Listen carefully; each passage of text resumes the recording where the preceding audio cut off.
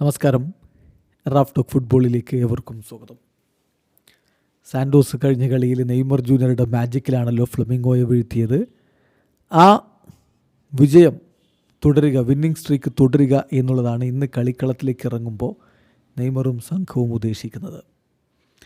ഇന്ന് വൈകിട്ട് 6 മണിക്കാണ് മത്സരം സാവോപോളയിലുള്ളത്.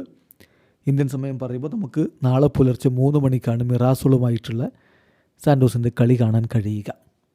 അപ്പോൾ ഈ മത്സരത്തിന് വേണ്ടി ഇന്നലെ മികച്ച രൂപത്തിൽ അവരവരുടെ പ്രിപ്പറേഷൻസ് കംപ്ലീറ്റ് ചെയ്തിട്ടുണ്ട്. ബ്രസീൽ മാധ്യമം ഗ്ലോബോ അവരുടെ ക്യാമ്പിൽ നിന്ന് കാര്യങ്ങൾ റിപ്പോർട്ട് ചെയ്യുന്നുണ്ട്.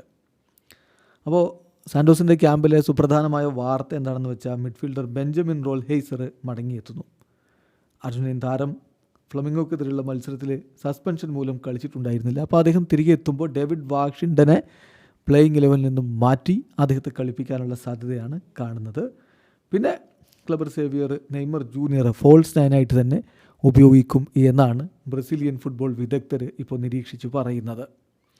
അങ്ങനെയെങ്കിൽ സാൻഡോസിൻ്റെ ഒരു പ്ലേയിങ് 11 എങ്ങനെയായിരിക്കും എന്നുള്ളതാണ് നമ്മൾ പരിശോധിക്കുന്നത്. തീർച്ചയായിട്ടും ഈ ഒരു മാറ്റം നമ്മൾ പ്രതീക്ഷിക്കുന്നു. അപ്പോൾ അത് വെച്ചുകൊണ്ട് നമ്മൾ നോക്കുകയാണെങ്കിൽ ഗബ്രിയൽ ബ്രസാവോ ഗോൾ കീപ്പറായിട്ടുണ്ടാകും. പിന്നെ എസ്കോബാറും ജാവോ ബസുവയും ലുവാൻ പെഴസും സൗസയും ഡിഫൻഡർമാരായിട്ടുണ്ടാകും.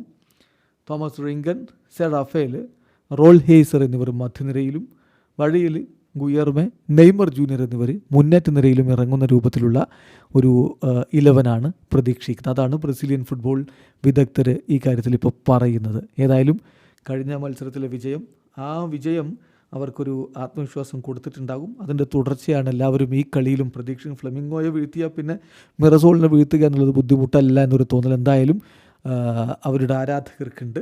സാൻഡോസ് ഇപ്പോൾ 13 കളികളിൽ നിന്ന് 14 പോയിൻറ്റോടെ 13ാം സ്ഥാനത്താണെങ്കിൽ 12 കളികളിൽ നിന്ന് 18 പോയിൻ്റുള്ള മിറസോൾ 11ാം സ്ഥാനത്താണ്. നെയ്മറുടെ മികവിൽ ഇന്നും സാൻഡോസ് വിജയിച്ചു കയറുമെന്ന പ്രതീക്ഷയിൽ ആരാധകർ കാത്തിരിപ്പാണ്. വീഡിയോ അവസാനിക്കുന്നു. ഫുട്ബോൾ ലോകത്തെ കൂടുതൽ വിശേഷങ്ങളുമായി റാഫ് ടോക്സിൽ എത്താം.